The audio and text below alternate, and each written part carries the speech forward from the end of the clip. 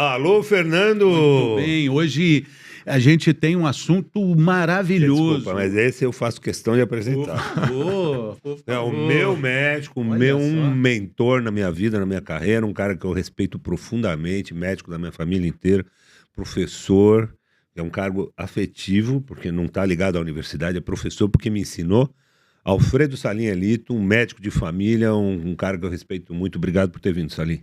Eu que agradeço o convite, que bacana estar aqui com vocês. Agora eu tô nervoso, né? Tô diante de duas autoridades. Imagina, né? É alegria enorme, né? Para a gente falar sobre isso, um médico de família.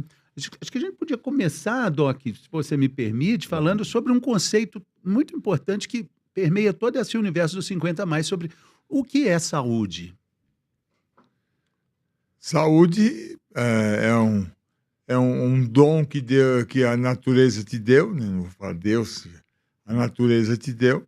Quando você nasce, teoricamente, os seus órgãos estão em funcionamento pleno e perfeito, tanto do ponto de vista físico quanto psíquico. Então, isso é saúde. Agora, o que a saúde vai trazer? Como você vai ter uma saúde a melhor possível? Aí tem o fator genético, de quando você nasce, certo? E tem o fator ambiental, que é o que você faz no decorrer da sua vida, em termos os cuidados que você tem que tomar para manter essa saúde. Então, falando nos cuidados, Salim, acho que na história a gente sabe que em 99 o Salim foi convidado para trabalhar na Jovem Pan, como o título dele lá era médico de família. Hoje o termo médico de família vulgarizou, acho que você estava à frente do seu tempo quando escolheu essa alcunha, né, esse apelido. Você é um médico de família, Salim? O que é hoje a residência do médico de família? Qual que é a sutileza aí nesse jogo de palavras? Então vamos lá, alguns detalhes. Quem escolheu o meu título, como eu ia me apresentar na Jovem Pan, foi o velho Tuta. O velho Tuta conversando comigo. Então, detalhes. Eu cuidei, no final da vida, do velho Marechal da Vitória, Paulo Machado de Carvalho. Quem me pediu para eu cuidar do Paulo Machado de Carvalho nos últimos 6 meses de vida dele foi o professor Anuar Mitre, que era o urologista dele. Ele tinha um câncer de próstata e já tinha quase 100 anos. Então o Anuar chegou: Salim, vamos tentar cuidar do Paulo Machado de Carvalho em casa, tentar evitar que ele fosse várias vezes internado no Sírio, porque a internação hospitalar num idoso naquele tempo, com a doença que ele tinha, não existia conceito de cuidado paliativo ainda, mas nós já tínhamos o conceito de não vamos maltratar esse senhor. Então, comecei a cuidar do velho Paulo Machado de Carvalho na casa dele, e lá conheci os familiares do Paulo Machado de Carvalho. Tuta, Paulinho, Paulito, né? Foram essas pessoas que me recebiam para examinar o velho Marechal da Vitória, Paulo Machado de Carvalho. E durou alguns meses a nossa relação, consegui cuidar dele em casa, cuidar bem, e ele faleceu. Depois de um tempo, no Hospital Sírio-Libanês, eu passando visita, encontro quem lá? Carregando o soro, andando, se arrastando no corredor do hospital? O Tuta. Ô, Tuta, tudo bem? Ô, doutor Salim, tudo bem? Então, nos reencontramos. E eu falo pouco, né? E ele lá, doído, porque ele tinha operado o abdômen, se arrastando com a equipe do soro. Eu acho que eu falei durante 1 hora com ele, bati papo durante 1 hora com ele. E aí chegou uma hora e falei: Tuta, por favor, vai pro seu quarto que você tá cansado, tá com dor. Doutor Salim, tô precisando mesmo ir pro quarto. E aí acabou a nossa conversa, desejei boa sorte, que corra tudo bem, tudo bem. No dia seguinte, alguém começou a me procurar no consultório e dizendo: quero falar com o doutor Salim, é um assunto particular. Aí chegou uma hora, ele falou: então diga para o doutor Salim que meu nome é José Pereira, o Zé Pereira. Quem me mandou falar com ele foi o Tuta, da Jovem Pan. Eu falei, então, alguma coisa existe. O tema é algo que o Tuta quer falar comigo. Eu conversei com o Tuta tem alguns dias, ele está internado no hospital. E aí eu recebi o Zé Pereira. O Zé Pereira falou: o seu Tuta viu no senhor o locutor, a pessoa indicada para falar sobre saúde na Rádio Jovem Pan. Ele até botou um título para o senhor. O senhor vai ser Dr. Salim, médico de família da Rádio Jovem Pan. E foi assim, e eu relutei muito, tinha muita dúvida, porque naquele tempo, o que aparecia na mídia era muito ruim. E nós tínhamos medo de falar na mídia. Era proibido aparecer na mídia. Não é assim? Quando aparecia na mídia, eram coisas inadequadas, textos editados, entrevistas que o jornalista pescava uma coisa ou outra, nem sempre saía o que nós queríamos dizer. Não é isso? É verdade. Então, eu tinha muito medo. E quem me estimulou a aceitar esse convite, por ser na Jovem Pan e porque eu era muito falante, foi o Drauzio Varela.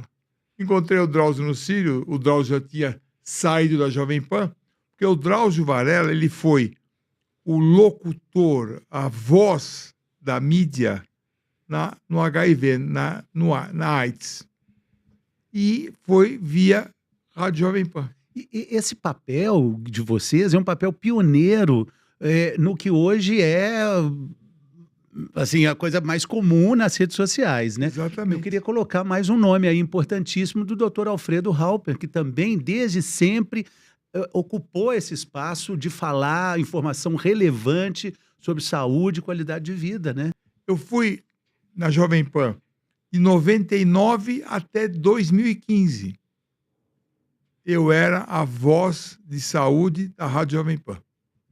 É isso. Responsabilidade, né? Opa! E era engraçado, porque eu passando visita no Hospital Sírio, eu parava a visita e falava: não, gente, me dá um segundo agora que eu vou falar com Oliveira Andrade. Foi a pessoa que mais me entrevistou na Rádio Jovem Pan. E ao vivo, falávamos algum assunto, 5, 6 minutos, 10 minutos, e pronto. Dei a minha entrevista na Rádio Jovem Pan. Foi assim. Foi assim que começou minha vida na mídia. Mas você vê que coisa interessante, né, Salim? Para você ter sido convidado para falar numa rádio, você cuidou de uma pessoa, sua atuação médica foi... Só te chamaram porque confiavam na sua atuação como médico. Tem todo um histórico Então tem aí, todo né? um histórico, tem toda algo em volta que te deu credibilidade para estar lá. Verdade. O que acontece hoje, aí eu vou explicar já minha pergunta para você, é que qualquer um fala, porque você não precisa mais estar na rádio, você pode alcançar, sendo um influencer, falando no YouTube, você pode alcançar milhares de pessoas facilmente, e não existe um crivo, uma curadoria para saber se esse cara ele tem sabedoria ou ele tem histórico para poder falar daquele assunto ou não. Aí vem minha pergunta: nós estamos perdendo a guerra de comunicação contra a internet, contra os picareta? Os caras sérios estão perdendo espaço? Sim. Não existe filtro. Hoje em dia, então vamos falar um pouquinho de formação médica. O que mais tem aqui no Brasil hoje é faculdade de medicina. Qualquer canto tem faculdade, sem a menor estrutura. Menos de 20%, isso é um dado que eu te dou, não estou inventando nada. Menos de 20% de quem se forma em medicina no Brasil hoje vai ter vaga para fazer residência. Então, a maioria de quem vai se formar em medicina no Brasil hoje da noite para o dia tem um diploma na mão, um CRM, e não tem onde fazer formação. E o que é que essa pessoa faz? Infelizmente, assessoria de imprensa, assessoria de marketing, um departamento jurídico para defendê-lo e vai fazer medicina por aí. Se for uma pessoa de bons princípios, vai ter humildade de trabalhar nas UPAs para fazer atendimento primário para a população. Quem não tem boa índole, é verdade. Vai ter um consultório para promover qualquer coisa e vai ter uma boa assessoria de marketing, uma boa assessoria de mídia e vai começar a aparecer por aí. E aí, né? Salve-se quem puder, né? Salve-se quem puder. Não temos mais falando o que bem entende. que bem entende. E quando falo que bem entende, se for uma pessoa convincente, faz de conta que o Salim seja convincente. Mas a pessoa que não tem nenhuma formação médica e é convincente, isso é um perigo.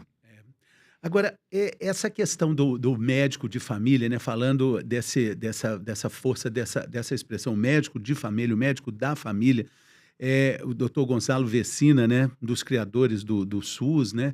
Fala muito sobre esse cobertor curto que o nosso Sistema Único de Saúde tem e da importância dessa prevenção, desse médico ali que vai falar sobre obesidade, vai falar sobre osteoporose, vai falar sobre pressão alta, vai falar sobre problemas que vão ficar caros para quem vai cuidar e pagar, né, doutor? E quem está vendo e ouvindo a gente sabe disso, dessa importância desse médico antigo que cuidava da família e que hoje está meio desaparecendo. Na segunda metade do século XX, o que se imaginava é que desapareceria o médico da família. Médico da família. O médico da família chegava domingo de manhã na casa da família e examinava todo mundo. Não é assim, Fábio? Pediatria, ginecologia, pequenas cirurgias. E era recebido com honras de Estado. Tinha a cadeira própria, e o sabonete próprio, o café próprio, alguma guloseima típica da família, quando não ficava para almoçar, porque não tinha... A medicina era feita o quê? De raciocínio médico. Não tinha tecnologia. A partir da segunda metade do século XX, começaram a surgir o quê? As especialidades e a tecnologia. Não existia. Você lembra aquele filme que tem a maletinha? Tudo que ele precisava estava na maletinha. Acabou. Ele tinha uma proveta em forma de sino para olhar a urina, para ver se estava turvo ou não. Ele tinha lá uma seringa que podia esquentar no fogo para fazer uma medicação. O estetoscópio estava na malinha. Estava na malinha. Tudo que ele precisava estava lá. Chegou uma hora que não cabia mais na malinha, porque a tecnologia era maior. E aí ele teve que ir. O hospital começou a se transformar em um lugar de diagnóstico também. O hospital quase não existia. Eram casas de saúde, normalmente comandadas por freiras. Era para o cara morrer. Era quase que uma terminalidade, né? Ou então, lá em Campos do Jordão, os tísicos, os tuberculosos.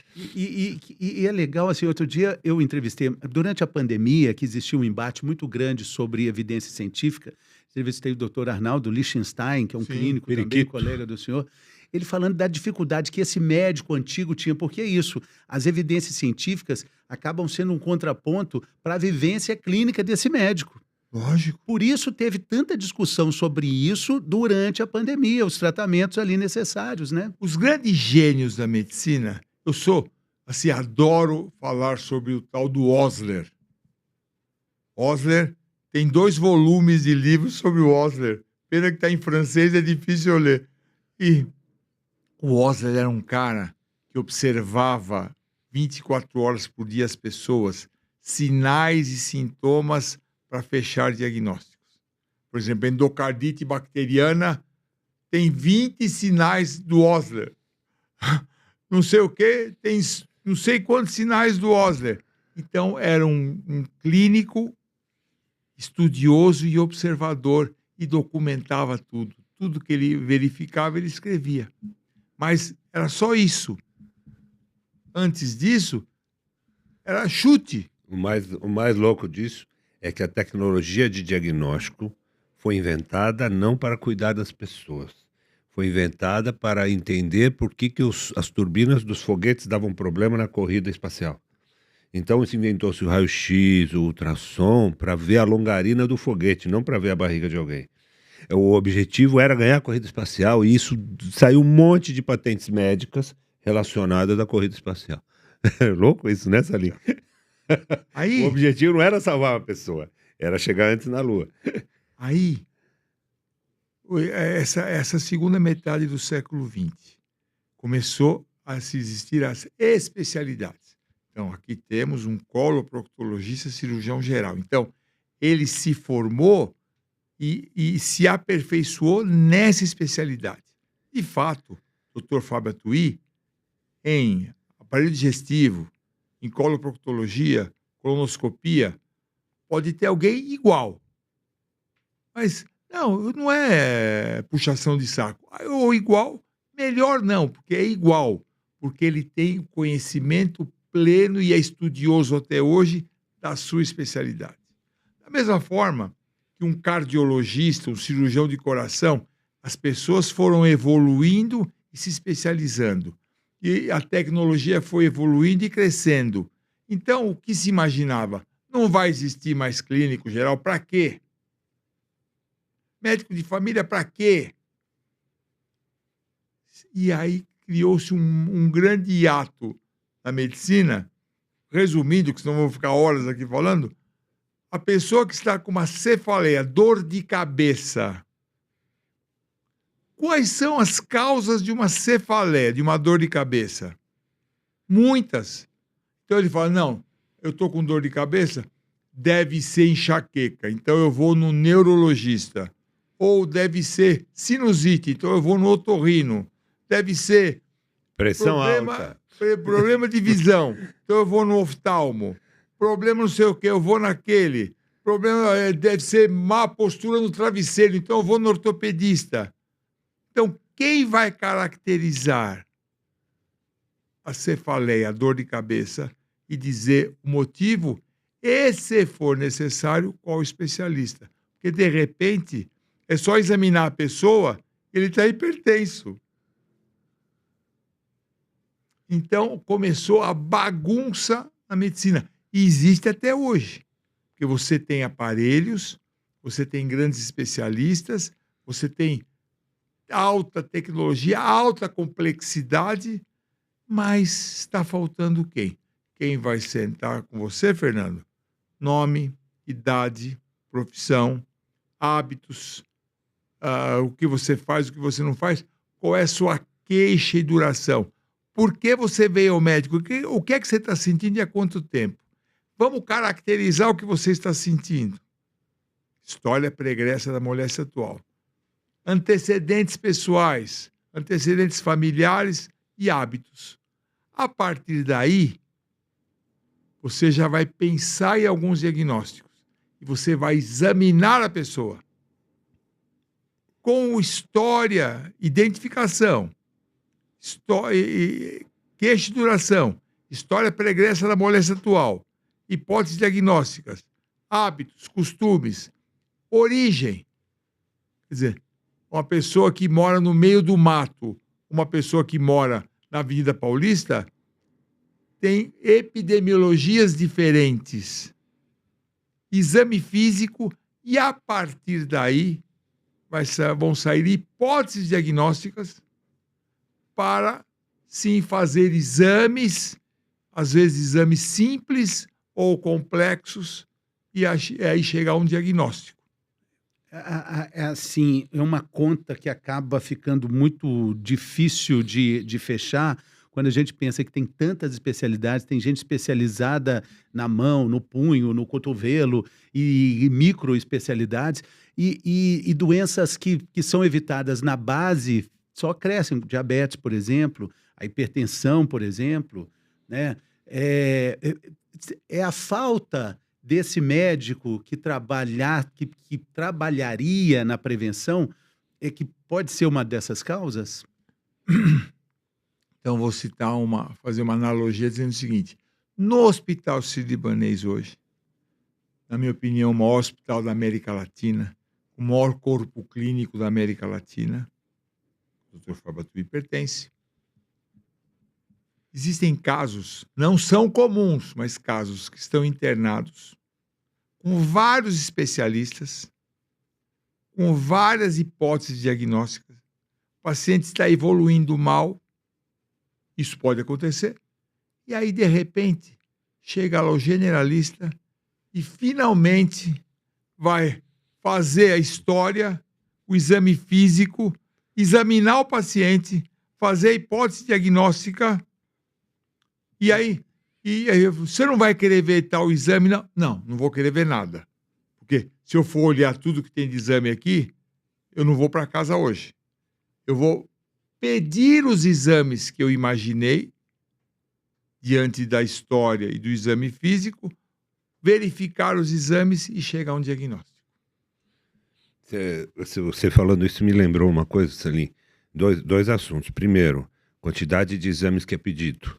Porque quando o cara faz pior essa parte intelectual de conversar, ele tem que pedir mais exame. E o custo aumenta. E aí as fontes pagadoras começam colocam uma pressão na fonte pagadora. Então eu gostaria que você comentasse isso. E o segundo assunto é: quanto tempo leva para um cara que nem você, que é experiente, macaco velho, para fazer uma história pregressa da moléstia atual, queixa de duração, antecedentes? Quanto tempo leva uma consulta sua para você conseguir fazer isso seguindo a cartilha? E como que um cara que ganha R$30 do convênio consegue replicar isso? É a pergunta de $1 milhão. Não dá.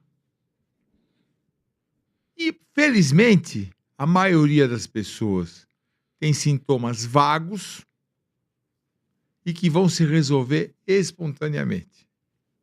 Essa é a verdade. A maioria das pessoas que vão ao médico tem sintomas vagos e se o médico não fizer nada, em 2 ou 3 dias vai desaparecer tudo. A sabedoria está em você saber que você pode não fazer nada. Porque se for grave e você não fizer nada, você piorou a pessoa. É lógico. Existe uma diferença. Existe uma diferença. Pessoas com queixas vagas que vão se resolver espontaneamente. Existe uma diferença de uma pessoa que te procura toxemiado, com febre, com dor abdominal, com a pressão baixa, taquicárdico, sudoreico, meio já a circulação meio ruim, as mãos meio frígidas e as extremidades começando a ficar roxeadas. Ninguém vai observar.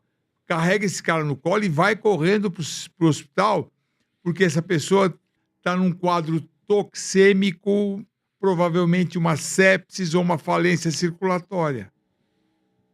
Sim. Essa é a grande diferença entre esperar ou não esperar, né, Doc? Mas agora... agora... saber quando esperar, esse é o ponto. Saber quando esperar. Agora, para saber quando esperar ou não, você tem que olhar para a pessoa. Você tem que conversar com a pessoa. Você tem que saber o que está acontecendo. Tem que conversar com os parentes. Então, essa brincadeira toda não é menos do que 1 hora. Então, por favor, 1 hora de conversa, entender o que está acontecendo, é o mínimo. Quando eu falo a história de a maioria das pessoas que procuram um médico tem sintomas vagos, fúteis e que vão passar rapidamente, porque no tempo que a medicina era a medicina meio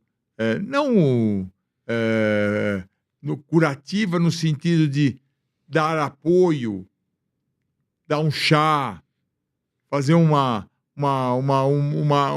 paninho úmido, frio na testa para baixar a febre.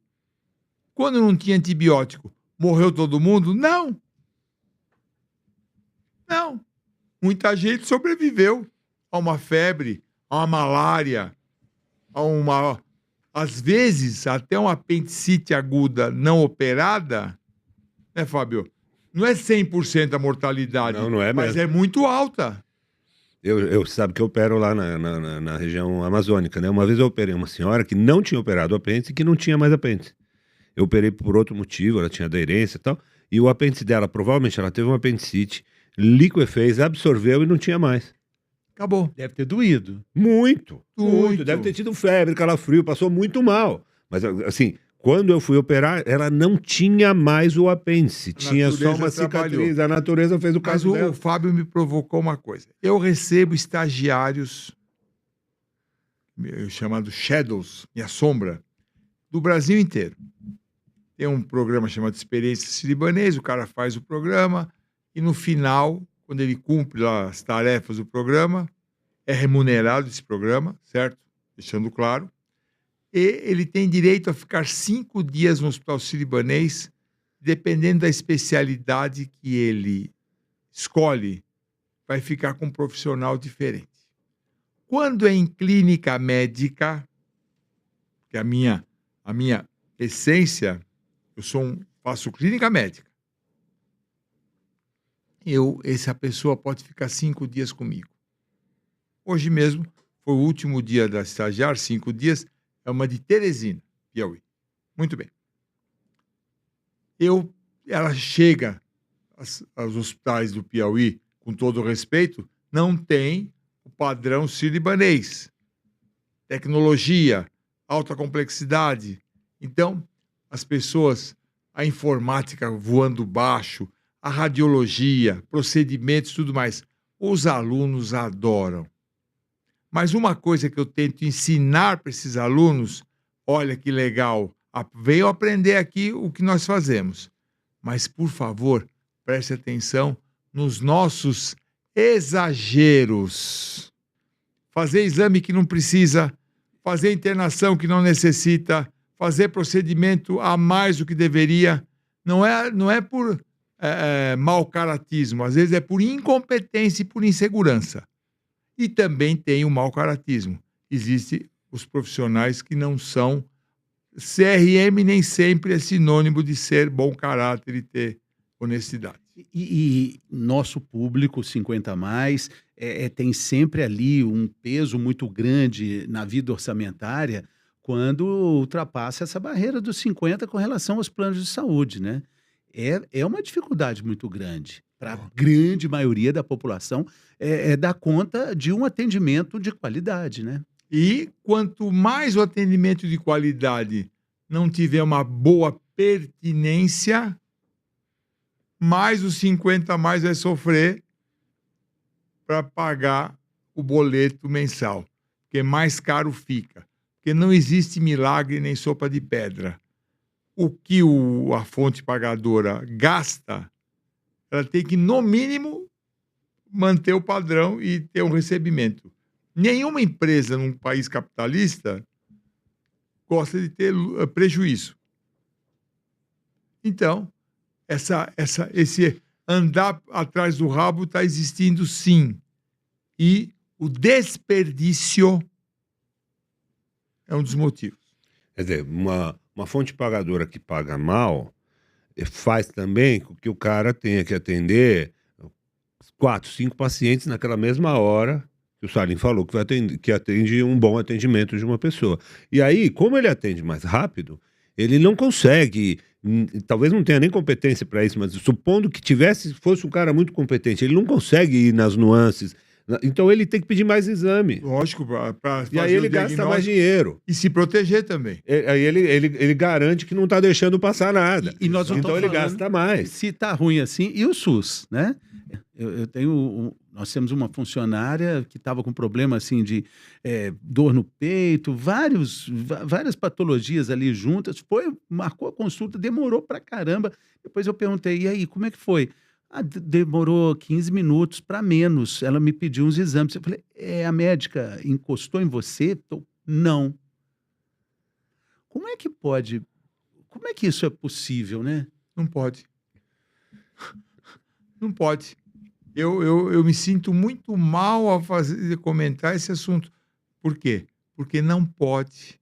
E os médicos que estão trabalhando nesse setor são Não pode porque não dá tempo, porque... Não Não pode, pode. porque tá errado, tem que pôr a Tá mão. errado. Tá errado, né? Então, mas por que não encostou? Porque não dá tempo? Porque ele sabe.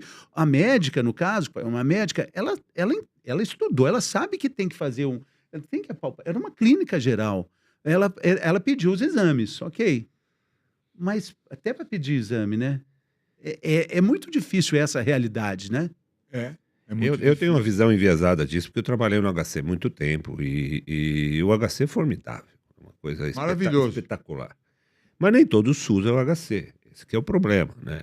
E nem todo mundo que está ali na linha de frente consegue, ele tem que dar vazão para uma infinidade de coisas para ele resolver. Então, acaba caindo a qualidade, talvez não seja nem culpa do próprio médico. Eu fiz uma palestra uma vez, Salim, que é um TEDx, que se chama Medicina Está Doente. Até se você estiver assistindo, assista. Que fala justamente disso. Como que a gente vai conseguir atender direito se tem essa pressão toda em cima disso? E aí, quando dá uma coisa errada, a culpa está em cima do médico que atendeu. Com toda a razão, a família tá sofrida, o paciente... Mas um rastreamento vai chegar nesse Não, médico, mas vai né? chegar. Mas então, assim, é claro que ele vai pedir tudo que ele puder, porque ele tem que tentar se proteger. Então é uma cobra mordendo o próprio rabo, como o Salim disse, né? É complicado isso, né? E um problema que está na base, como a gente começou falando, o médico de família, queria citar até outra especialidade que parece que está em extinção, que é o médico sanitarista também, né? Que vai cuidar também de questões muito essenciais de uma saúde pública, né, doutor? E no Brasil, então, nem se fala. O médico sanitarista, se você pensar, saneamento básico, higiene nos lares, essa história, comunidade, eu acho muito bacana. Mas as favelas, qual é a infraestrutura, o saneamento básico e água e esgoto na Não, favela? o saneamento básico é um problema que foi solucionado na Europa no século XIX. Nós estamos no século XXI e ainda não resolvemos. Aí você tem, hoje, nesse momento, eu estou com 2 pacientes internados com dengue. Já nem se fala mais da dengue. Está voando baixo. A doença dengue, nessa época do verão, ainda com a chuva, acabou. Tem muitos casos de dengue.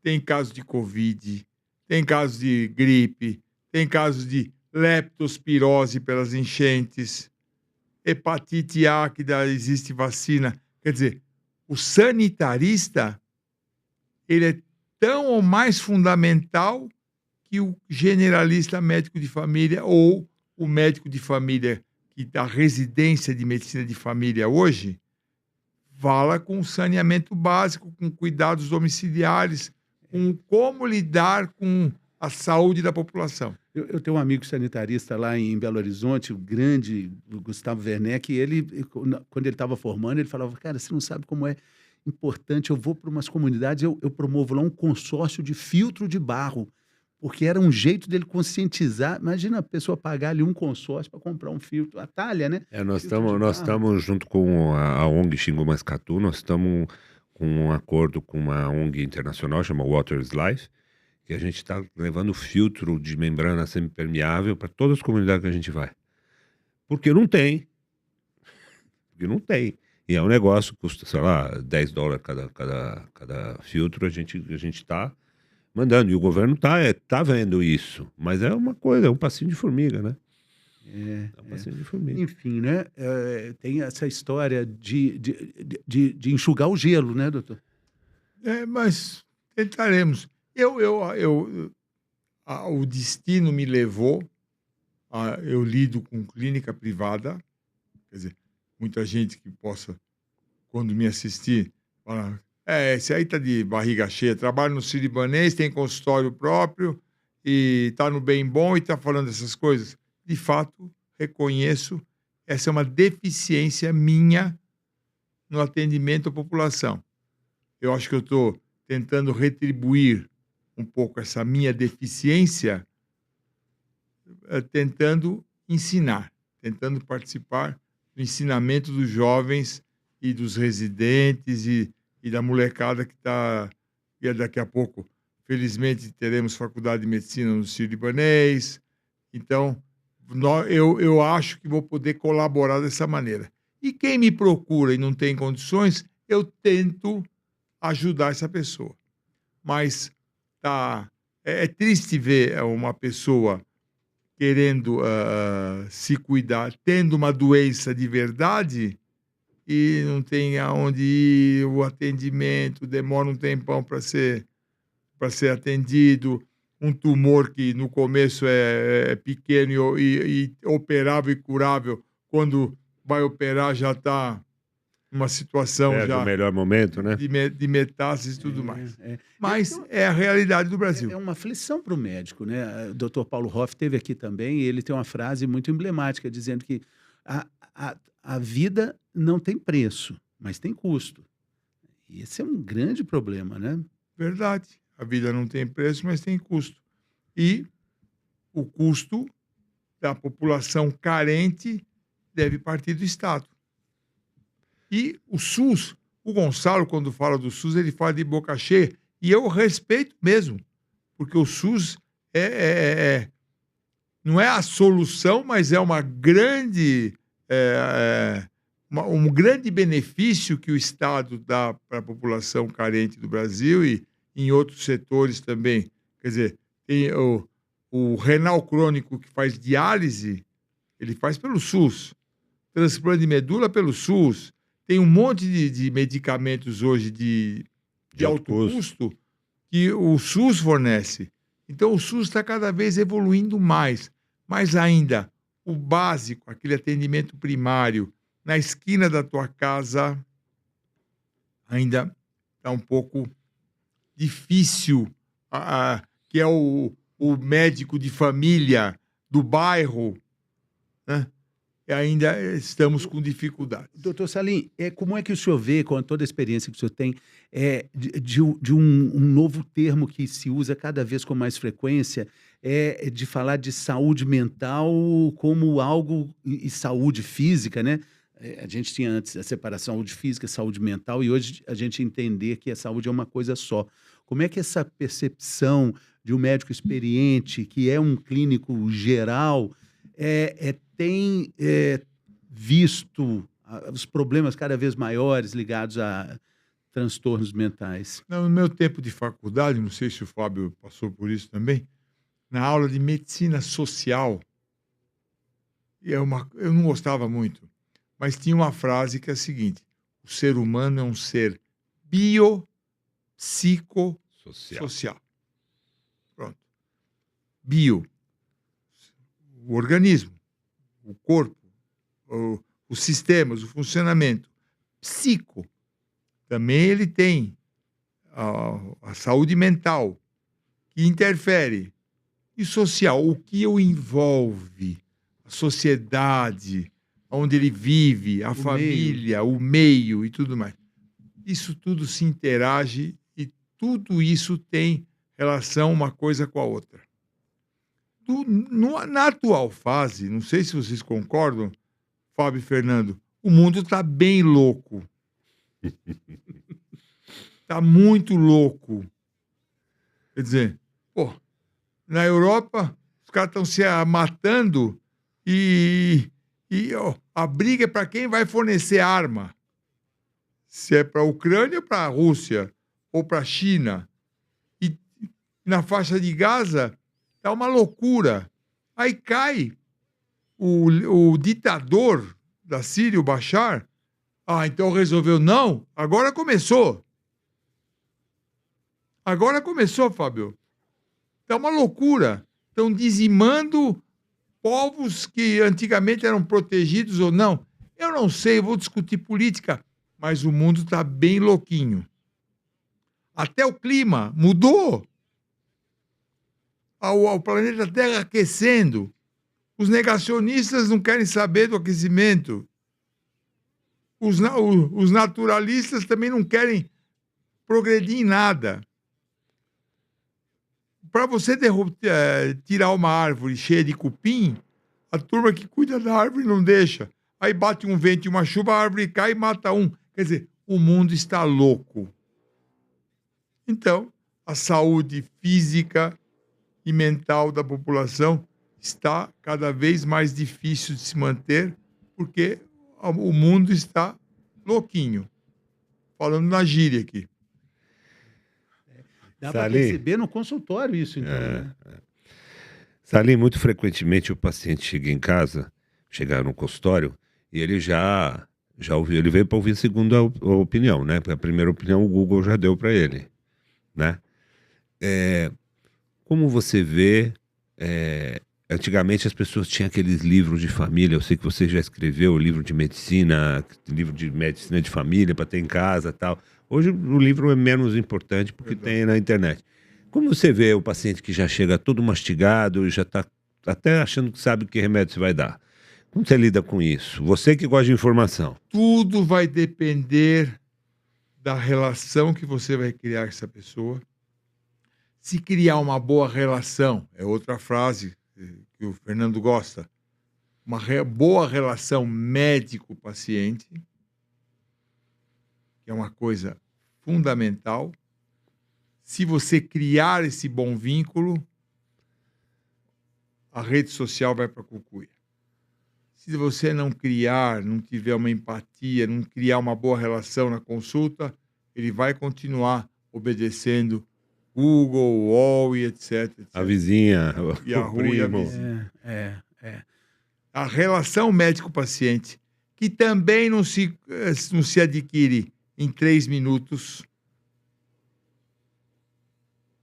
Aí você vai, para de bobagem, isso que você leu pode ter alguma lógica, mas não é para o seu caso. Às vezes a pessoa lê uma coisa que está certa, só que com a pessoa errada. Não é essa doença. Entendeu? Então, para de falar essa bobagem, me ouça. Hoje mesmo, eu atendi uma pessoa, meu paciente é um jovem, mas é meu paciente já de alguns anos, e estava nitidamente num burnout, estava ansioso, tenso, trabalhando.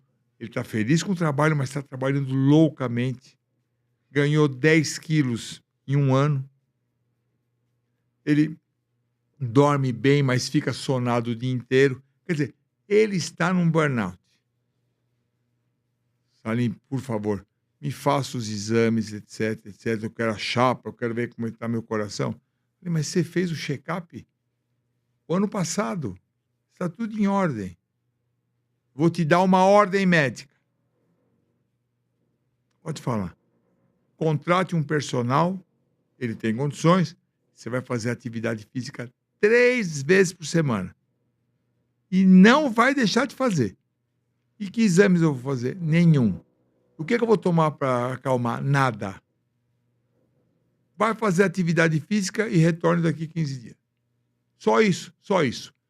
Se não fosse uma pessoa que tivesse uma boa relação entre o médico, eu e o paciente, me mandaria para aquele lugar, ia pagar a consulta com raiva, iria para outro. Este paciente que goza de uma boa relação comigo, como médico e paciente, vai obedecer. Vai obedecer. Interessante, né? Outro dia, conversando sobre a função do outro especialista muito comum aqui no nosso meio, que é o geriatra, né? O geriatra tem um pouco a função de tirar remédio, né? O paciente chega lá com tanto remédio, mas com tanta coisa, sem até se preocupar com essa interação medicamentosa, tira. Eu vou contar um caso para você. Uma vez eu operei uma senhora com câncer de intestino, que ela tinha 94 anos. E no pós-operatório ela não estava indo bem. A cirurgia tinha sido linda, deu tudo certo, mas ela não estava indo bem. Aí eu encontrei o Salim no corredor. Falei, Salim, vem cá, por favor. Olha, eu estou vendo uma senhora assim assado, está acontecendo isso, aquilo. Sabe o que ele respondeu para mim? Tira os remédios, tudo dela. Mas como assim? Vamos lá, vamos limpar a prescrição dela. Isso pode tirar. Tirou tudo. Porque cada um que chegava lá para tentar resolver o problema ia pondo mais remédio. E aí ela estava sofrendo de polifarmácia, claramente. Eu não era capaz de ver isso. O Salim limpou a prescrição dela. No dia seguinte, acordou bem. Foi embora para o hospital 2 dias depois. E aí ele me contou a história, que ele fez isso, aprendeu isso também numa situação parecida, né? Lógico. Conta a história que é boa. Não, A história é boa. uma grande, uma das pessoas mais importantes do Hospital Sírio-Libanês, da Sociedade Beneficente Senhoras, e eu começando no Sírio, e o filho dela que criou um bom vínculo comigo, que ela tinha quebrado o colo do fêmur, maravilhosamente bem operada, colocou uma prótese. Aliás, eu vou até lembrar de quem fez, o querido Rudelli, Sérgio Rudelli, o homem que introduziu a especialidade quadril aqui no Brasil, faleceu o ano retrasado. Ele fez a cirurgia, sucesso, tinha um clínico, tinha um geriatra, tinha um infectologista, tinha muita gente. E todos se respeitando demais. E uma família de peso dentro da instituição. E ela estava com enjoo brutal. Ela não comia nada e vomitava. Ela estava ruim. E a família desesperada. E os colegas também. E aí o filho me chamou. Eu era jovem, quer dizer, como é que eu ia entrar num quarto com tanta gente para ver essa paciente? Mas o filho chegou, você vai ver aqui, Salim, mas precisa avisar os outros, porque a ética manda. Todos já concordaram, venha ver. Tinha uns 35 itens na prescrição. Eu falei, fulano, eu vou suspender tudo. Pô, pera, você vai suspender tudo isso e ela não vai morrer? Não, não vai morrer. Mas eu prometo que eu vou ficar do lado dela até a noite. E corrige alguma coisa, dá um antiemético, porque ela estava muito enjoada, só suspendemos tudo. De fato, esta senhora, no dia seguinte, eu entrei no quarto. Bom dia, doutor Salim. Puxa, você me salvou a vida. E aí foi um divertimento, né? Porque tinham 2 itens na prescrição, a dieta e controles. E ela ficou boa. Pronto. Os médicos eram ruins? Não. Todos os médicos que estavam atendendo, os melhores da especialidade. Mas a pressão, o ambiente, cada um especialista, aqui, ali, acolá, cada um dava o seu remédio. E não mexia no remédio do outro. Chegou o maluco lá, Tirou tudo. tirei tudo, Aí me ensinou isso, tirou tudo da minha doente também. acabou. E a velhinha sarou na hora. No dia seguinte já estava boa. Mas hoje, nesse público 50 a mais, existe também uma pressão muito grande pela suplementação, a complementação de vitaminas e sais minerais, os polivitamínicos. É preciso um ponto de atenção aí também, né? Que são remédios sem receita. Lógico que existem situações necessárias, mas no global, no todo, sou frontalmente contra. Não traz nenhum benefício, não traz nenhuma vantagem. Paciente que tem alguma deficiência vitamínica tem que repor, tem que se fazer diagnóstico. O paciente que está sarcopênico, quer dizer, sem músculo, tem que ver por quê e corrigir. Certo? Fazer reposição vitamínica, fazer reposição de sais, minerais, seja lá o que for, sem nenhuma indicação, sou frontalmente contra. Porque não traz nenhuma vantagem e poderá trazer desvantagens também. Proteína em excesso pode machucar o fígado, pode machucar o rim. Medicamentos em excesso pode machucar o estômago. Todo medicamento alopático que entra no seu organismo tem que ser eliminado, ou pelo rim, ou pelo fígado, ou pela respiração, ou ser inutilizado com o tempo e cair fora por alguma via ou outra. Todo medicamento que entra tem que sair por algum lugar. senão lesa a pessoa de algum jeito. Então, esses suplementos, tudo bobagem. Você tem que pegar uma nutricionista, que não vai ficar também prescrevendo um monte de remedinho, e vai ver o que é que está faltando nessa pessoa. É proteína. Então, vamos ensinar essa pessoa a comer proteína e que o aparelho digestivo absorva essas proteínas. Sais, minerais, vitaminas. Vamos fazer uma dieta rica para suprir o que essa pessoa precisa. Não aceito essas medicações, suplementos e mais suplementos e mais suplementos. Não. É. Vou aproveitar. Que uma coisa que eu quero que você conte para todo mundo. Eu já ouvi, mas eu quero que você conte para todo mundo. Para quem não sabe, o Dr. Salim era bem mais fortinho, né? Ele chegava a ser obeso, né, Salim? Opa! E agora ele tá numa linha incrível. Você tomou um monte de remédio? Não, que não você tomei, fez? cara. Tomei vergonha. Por quê? Porque eu tive Covid em 2020.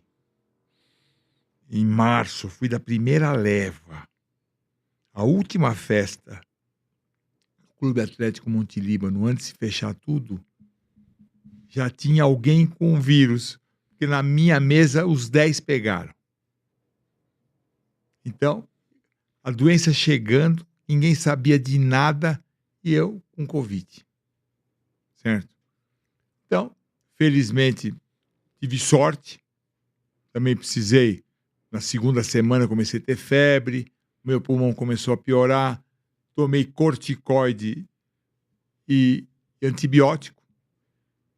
Não tomei a cloroquina lá, não tomei, porque eu sempre fui adepto da medicina baseada em evidências, certo? E me curei. Mas pegar Covid e se curar, e eu era extremamente obeso. Eu tinha, 130 quilos. Eu acabei já a Covid, já bem atrofiado e bem fraco. E me E uma senti perda muito muscular mal, muito grande durante violenta. o Covid, né? Ainda com corticoide, com uma doença viral. Então, aí eu resolvi fazer um check-up. E encontrei alterações que me preocuparam e preocuparam a meus médicos. Então, falei, pera, tá tão bom viver. Eu sou um médico razoável. Tenho uma clínica razoável. Tenho uma bela esposa. Tenho belos filhos. Tenho belos amigos. Pra que morrer, porra? Então aí, os meus próprios médicos chegaram e falaram, Salim, chegou a hora de você se cuidar. Você está com 63 anos, então vamos nos cuidar. Então, estou recebendo as medicações necessárias para o meu organismo, nada de complexo vitamínico. Remédio para colesterol, afinador de sangue, etc e tal. E aí, eu falei, a partir de hoje, nunca mais vou deixar de fazer atividade física. Daqui agora, eu vou para minha casa, antes de fazer qualquer coisa, vou fazer meus 40 minutos na minha bicicleta de spinning que eu tenho no meu terraço. Assistindo noticiário e tal. Eu faço atividade física todo santo dia. Estou melhor. E também fechei a boca, lógico. Interessante, né? Porque o médico perceber isso parece que é algo tão óbvio, né? Tão simples, Os né? gregos já discutiam isso, tal do mito do curador ferido, né? Que assim, às vezes o médico ele olha o problema dos outros, mas não consegue enxergar a si mesmo. E isso é comum, isso não é uma coisa incomum. E por isso que é bom, o Salim falou uma coisa boa, os médicos dele, ele não é médico dele. Ele tem os médicos dele. Lógico. Porque a gente faz bobagem se a gente tenta ser o nosso próximo Os médico. advogados falam que o advogado que legisla em causa própria tem como cliente um idiota. que é ele próprio, né? E o médico, talvez, isso sirva também para os médicos, né? Porque você faz a medicina ou em você mesmo, ou na sua esposa, nos seus filhos, no seu irmão, tem muito a emoção. Tem muito aquela parte que você precisa ter mais. Você tem que ser muito emocional na medicina que você pratica, mas tem que ter a frieza das decisões.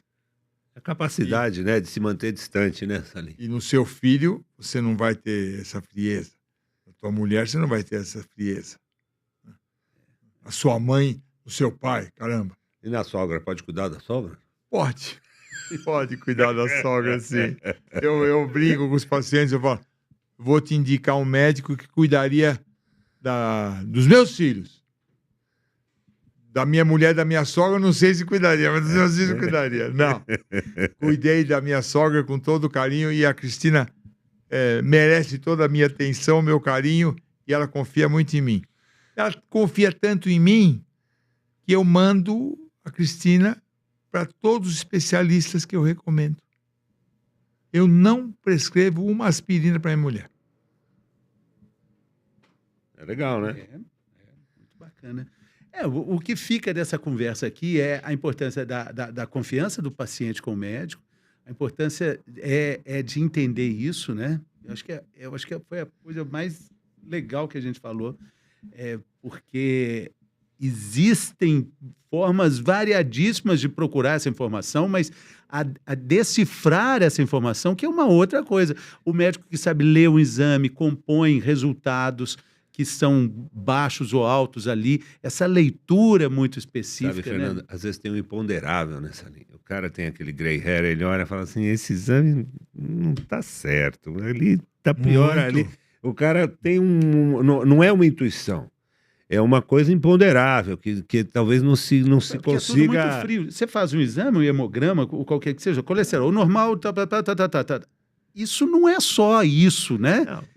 Essa é a diferença entre além, informação e conhecimento. Lógico. Então, a gente trabalha aqui com você, trabalhou no Bem-Estar tanto tempo, eu, o Salim na Jovem Pan, levando informação e com a convicção de que informação faz bem para a saúde. Nós três temos essa convicção. Mas a informação sozinha não faz a saúde. Existe também o intermediário da informação que tem o conhecimento e que pode promover a saúde daquele indivíduo, né? Eu estava falando uma coisinha e, com o evoluir da conversa, nos interrompemos. As pessoas fazem a medicina baseada em evidências, são pessoas do bem, médicos competentes, têm que cada vez mais aparecer na mídia para boicotar o mal profissional. Porque o mal profissional, que não só quer se promover, ele é convincente. Ele é convincente. E nós, eu não, eu e o Fábio também não, mas a maioria dos médicos que são competentes, são honestos, são baseados em evidências, ficam quietos e dão espaço para o mal profissional evoluir. Foi isso que me estimulou a ir para a Jovem Pan.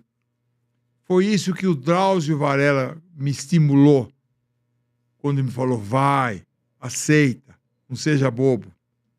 Né? Foi isso que me fez evoluir na mídia de maneira adequada. Uma coisa eu tenho certeza que eu vou te dizer, nunca falei algo que não tivesse uma evidência, não tivesse um bom conceito. E quando eu não sei, eu falo, não sei. Agora, inventar regras. Se há uma frase que me enche as paciências, é na minha experiência. Não é na minha experiência, é no que está escrito. E o conselho que eu dou, porque eu não vou perder a oportunidade, é quando você ouvir algum médico ou alguém falando de algum problema de saúde, entra lá, vê quem é. Vê de onde veio, como se formou, o que ele faz, porque às vezes a pessoa fala bem, às vezes o que ela fala parece fazer sentido, mas nem sempre o que faz sentido é verdade e você pode entrar numa baita fria.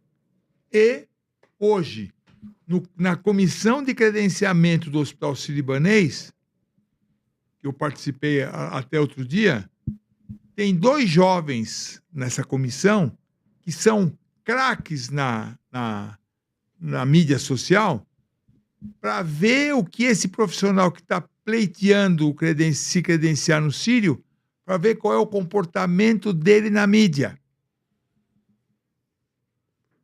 Muito bem. E se esse comportamento não for adequado, ele não será aceito como médico do Hospital Sírio-Libanês. É isso.